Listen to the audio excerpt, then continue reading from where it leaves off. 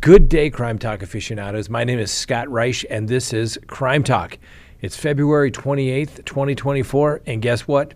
YouTube strikes again. New information on the Laken Riley case. The Kentucky prison system is a mess. They may not have many employees very soon. That former Las Vegas politician is close to getting to trial, maybe, and our dumb criminal of the day. Let's talk about it.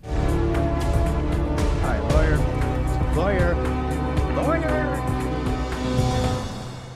Good day, everyone. Thanks for joining us. You know the drill. Subscribe if you haven't, like if you do, leave me a comment below, and make sure you hit that bell for notifications. You know, when you get sent to YouTube jail, they take you off the algorithm, so it really helps, and I appreciate it if you hit that little bell. And always remember, you can listen to us anytime on any of your favorite podcasting apps.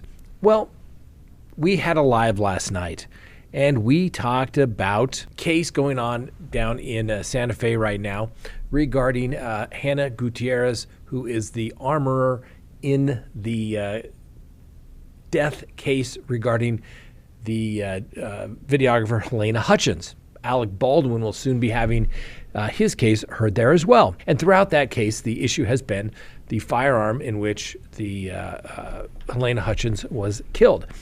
It was a movie prop set, but it was still capable of firing a firearm. And obviously there was one round in the gun, and that's the issue. And last night we discussed the issue as it related to Alec Baldwin and how his defense or claim that the gun just went off probably doesn't make a whole lot of sense.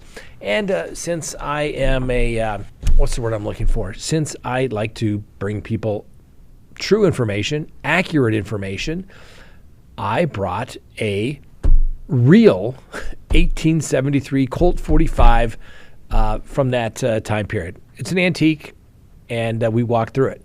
But we showed you the cocking mechanism and the fact that it wouldn't just go off and how you would have to release it. And the way you would release it would be to pull the trigger. Well, everything was going great, had lots of comments. People loved it, said it was so informative. And then guess what? We were taken down by YouTube. Yes, that's right. Even though you can have videos on YouTube where you are shooting stuff up, blowing stuff up, trying to determine how badly things will be blown up when something is fired at, that's okay. But God forbid that you hold and handle a firearm that was totally safe. YouTube will shut you down. They have removed my video. They sent me an email saying, you know, we're just taking it down for now, but if you don't mind your P's and Q's, yeah, it's going to be bad for you. And they said that we can't live stream. Now, they haven't said how long that's going to be, so hopefully it's not too long, but this is the nonsense that when you try to please everybody, you know, there used to be this thing, like if you didn't like something, you didn't want to watch it or listen to it, you left. You changed the channel. Now, I am certain that somebody complained about it. And here's the thing. If you don't like my channel, you don't like the subject, don't watch it. Nobody's forcing you to do this. And if you don't like the conversation, we're showing how the gun works, how it cocks, why it doesn't make sense if Alec Baldwin is going to proceed with a particular defense, change the channel. I guess give me a thumbs down. Don't like it. Unsubscribe. Do whatever you want to do. To say, oh, we're going to complain to YouTube and take it down because their policy says you can't hold, handle, or transport a firearm, but you can go shoot it as long as it's at a range. But if you're in a studio having a completely safe weapon, which I demonstrated was completely safe before we started talking about it as I was moving it around, doesn't matter. It doesn't matter. But the people at YouTube want to try to appease everyone. You would think that people at YouTube would know what we've learned over the years. No matter what you do or say, you're going to offend somebody, and you just got to do it and move on. But, hey, I guess YouTube's notion is if it would save just one person's life, wouldn't it be worth it? I guess they thought that maybe if I was going to go live, I was going to do something nefarious or harm myself or those around me. That's it. But I can go to a range, fire, do all those things, blow stuff up, show the extreme decimate force, but God forbid you hold a firearm on live TV. That is the most dangerous thing in the world, and you will be told no. You will be censored. Wow, YouTube. Thanks a lot. But at least, what do we know the good things? There are people out there that still like free speech, and I understand it's not a First Amendment issue because there's no government involvement, unless, of course, the government's telling YouTube, don't show this. I mean, there is a little bit of a history of that. But you can always go to Rumble. You can go to Facebook. You can go to Twitter, Twitch, any other channel that we have. Apparently, they believe in free speech, where you're actually informing somebody about something. I mean, think about it, ladies and gentlemen. You couldn't live stream a hunter safety class on YouTube with their particular guideline. You couldn't do it. Wow. Does that make a lot of sense to you? No, it doesn't. But hey, does YouTube make any sense whatsoever? No. Anyway, we'll move on, and when we can live stream again, we'll let you know. They shut us down. But you can go to all our other channels, and you can watch all the trials that we've been streaming there as well. Next, let's talk about the Georgia case regarding Laken Riley. So the neighbors of the young Venezuelan migrant accused of killing Laken Riley claims that he would watch the young lady on the running path all day long, and that he was seen on security cameras throwing out bloody clothes on the day of the attack. Now, Jose Antonio Ibarra was arrested at his apartment complex near the running trail, close to where Riley's body was found last week. Now, residents of the complex have told reporters that their security cameras captured Ibarra disposing of evidence in the building's dumpster, which they turned over to the police. He apparently took a lot of the evidence. He's on camera with his bloody clothes in a bag, the one neighbor noted. The neighbor also added that she had seen Miss Riley cut through the complex previous occasions to get to the running path, and claimed that Ibarra has likely seen the student because he would sit outside all day. The neighbor said that he was out there all hours of the night and day just looking around. Now, the complex is a former hotel converted into studio apartments, and it is believed that Mr. Ibarra is said to have lived in one unit with 4 or 5 other men. Now, the 26-year-old has been charged, obviously, with the killing of Miss Riley, with felony murder charges, false imprisonment, kidnapping, and concealing the death of another. Now, Mr. Ibarra is accused of using an unknown object as a weapon to kill the nursing student, as well as preventing her from making a 911 call when he allegedly grabbed her sometime between the hours of 9 a.m. and 1 p.m. on Thursday, February 22nd. Now, Miss Riley's body was found the same day on the University of Georgia campus in a wooded area near Lake Herrick that includes trails popular with runners and walkers. Miss Riley had been out jogging when she was allegedly attacked by Mr. Ibarra. Now, the police have said that Miss Riley died from blunt force trauma after being beaten, and that she suffered a disfigured skull. They added that Ibarra dragged her body to a secluded area to conceal her death. This is according to the arrest affidavit. And the police said that Ibarra, who lives in Athens, apparently did not know Riley, and they believe that he acted alone. Now, video from the campus security and other technology led the police to Mr. Ibarra. Now, the day of the murder, her suspected killer unloaded a selfie on his TikTok account in which he stared into the camera and grinned. 5 months before Riley's murder, Mr. Ibarra had been arrested in New York and charged with acting in a manner to injure a child less than 17 and a motor vehicle license violation.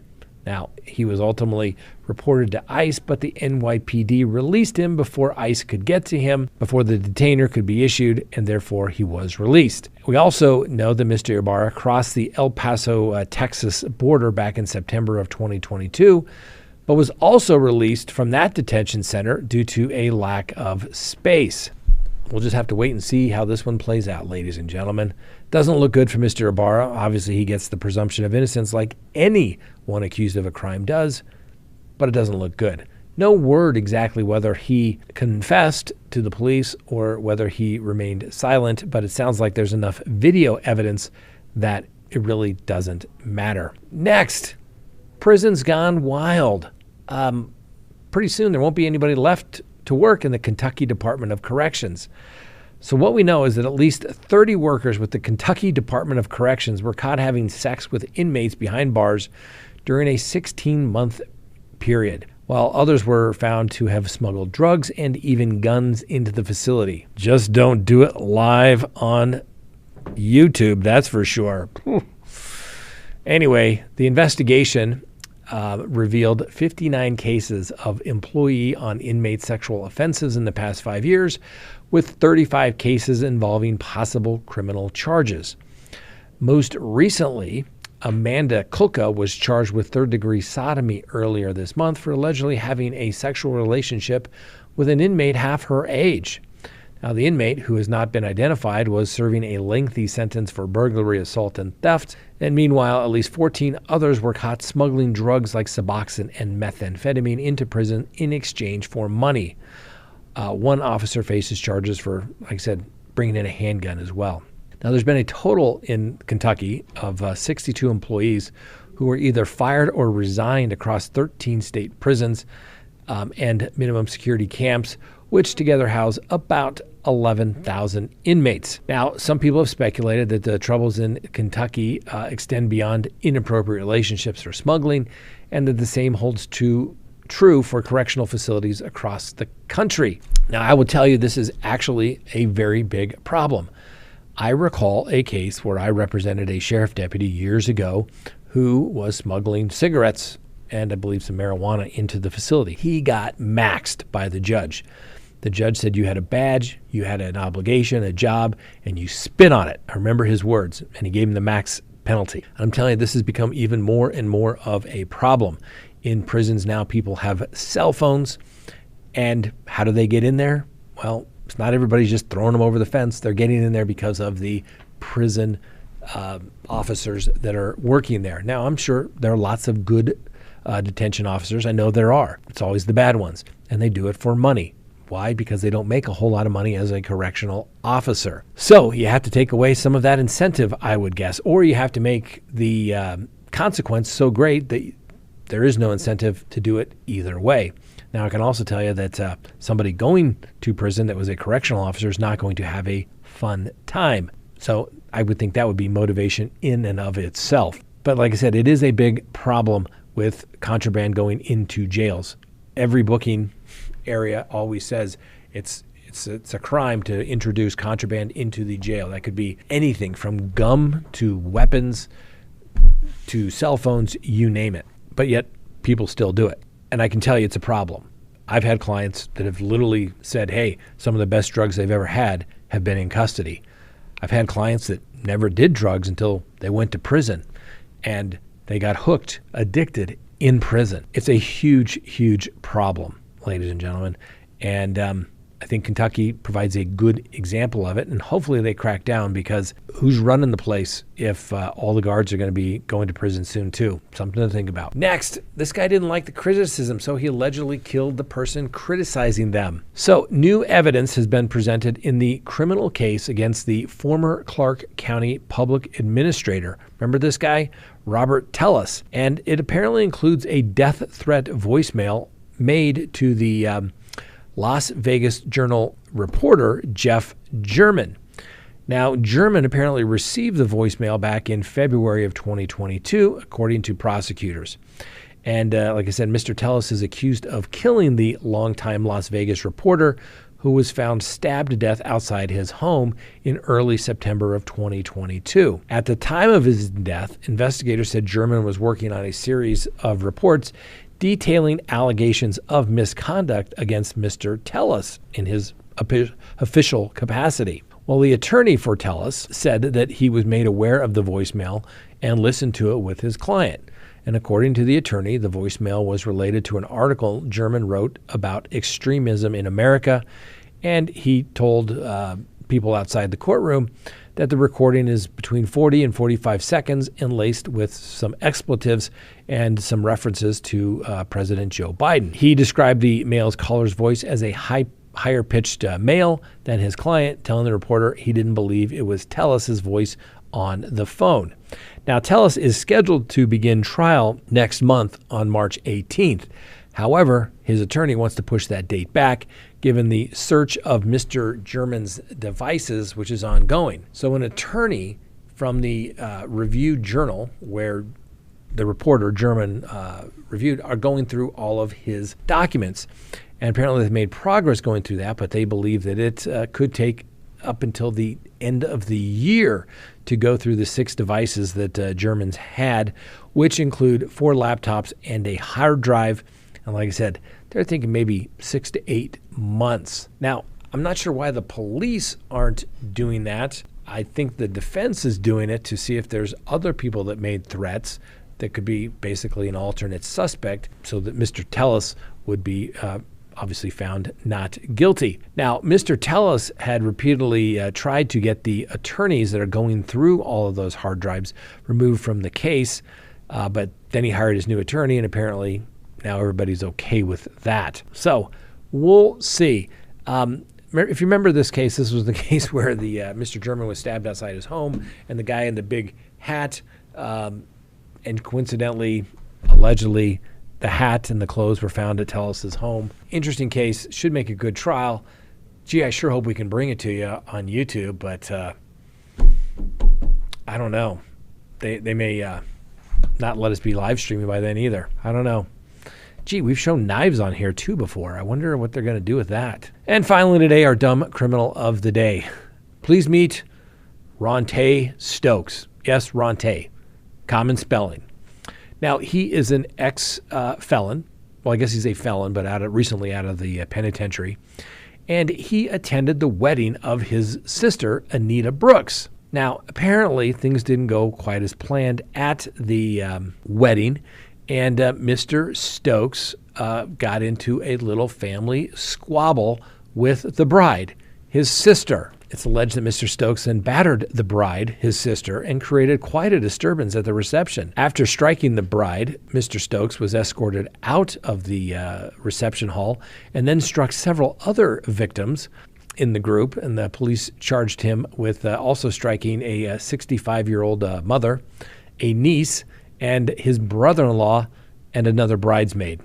So Mr. Stokes was having quite the day. I'm sure it's going to be a wedding the family will never, ever forget. Well, when the police questioned Mr. Stokes, he admitted to maybe pushing his sibling to the ground. I mean, she is the bride after all. Isn't that like a family tradition or something? I don't know. Anyway, the court records also show that alcohol may have played a role in Mr. Stokes ruining the wedding. Now, Mr. Stokes was booked into the county jail, 5 counts of battery, which are now felonies due to a prior felony battery conviction that he had sustained.